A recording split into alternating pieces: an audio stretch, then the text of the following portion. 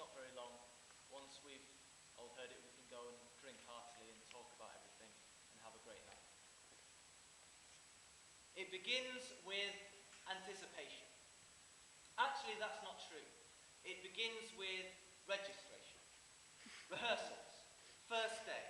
The time it takes to tick this lot off the list, you could have suggested and scripted a whole new play. Behold, the full cast. There can't be a room big enough to contain this lot, not just in size, but in spirit. We've got the main character.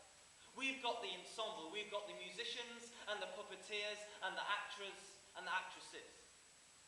This is the biggest project that youth theatre's ever done, and it's testing the youth theatre's limits. We've endangered the rainforest with a number of scripts printed off and handed out. They need to learn to project, not shout. Lines need to be committed to memory urgently, scenes blocked and characters defined. They clamour for their costumes before they've even had measurements. Admittedly, some aren't entirely sure what the play means. Some scenes are so packed and hectic, they're bursting at the seams. Still, what could possibly go wrong? Well, a few have asked me what day the rehearsals are on. No, actually, that's not the beginning. Let's go to the start. I don't get into university. And, well, have I considered a gap year? Take a year out of university, get some experience, see the world, read up and plan ahead before taking that step. So, I never worked with young people before, but they're looking for volunteers. So, yeah, I'm stopping up for a year, so sign me up. They're 11 to 13s, so nothing can prepare you for the unholy combination of under 10s dynamic energy and teenage ferocity. A mutant hybrid of excitable sugar-fueled mania, and we know the rules and we're now to test them army of James Dean jesters for 90 minutes. Try the hand-in-the-air tactic, wait for silence.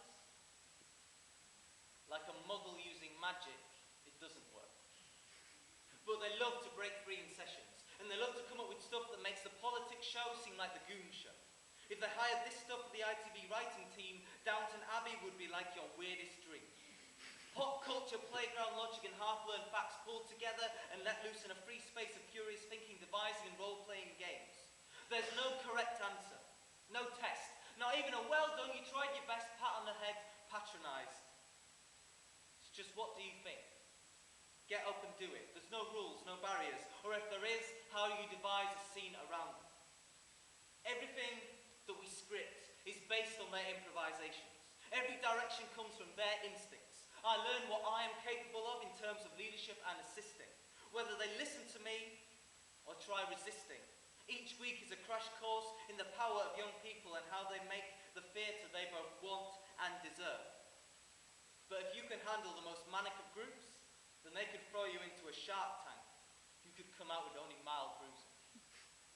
Sorry, actually, that's not really the beginning. We're known at school as kids into drama and theatre and youthy club, youth drama stuff. So we're told about this youth theatre-y thing that happens. So we rock up. Well, we don't rock up, our parents bring up. As if we're in school, people still call the leader Miss. No, actually, drop the formalities, just listen to this. From then onwards, it becomes a weekly treat beyond the classroom where marks and targets rule. Workshops on clowning through to ensemble devising, scripting scenes and whole plays. Playing a week and playing a day. Warm-up games feel comfortable with repeating the same splat and zip like a catchphrase. Learning lines, discovering text, site-specific fun. We went to a festival and we camped. And we brought a Yorkshire flag. And we got up to as much mischief as we could.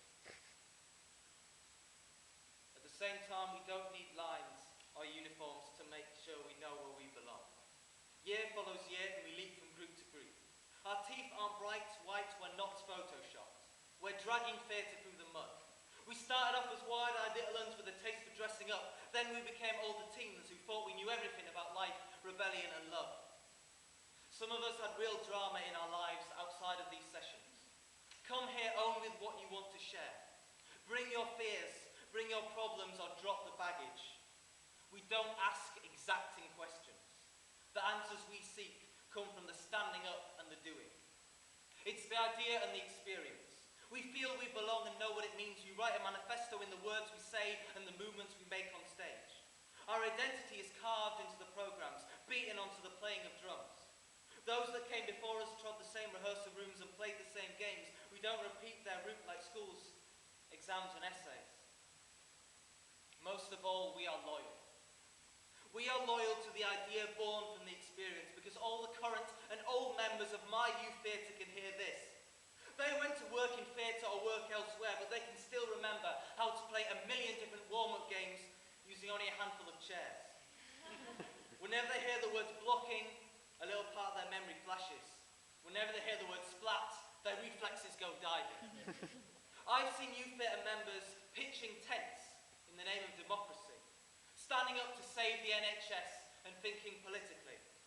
I saw them make Harry Potter-themed placard sticks to protest against the rise in tuition fees.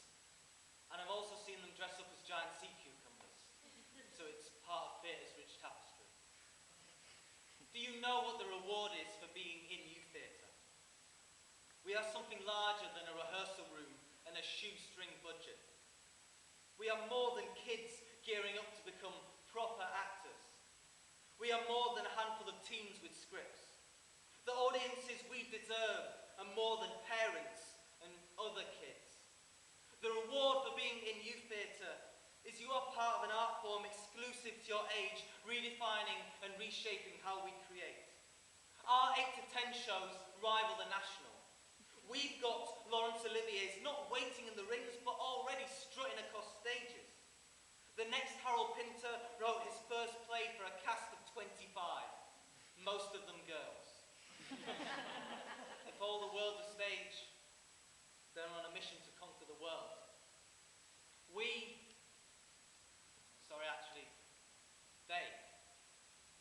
They are not the inheritors. They won't inherit the globe. We think that we lead youth theatre sessions now. We're slaves and servants to 11 to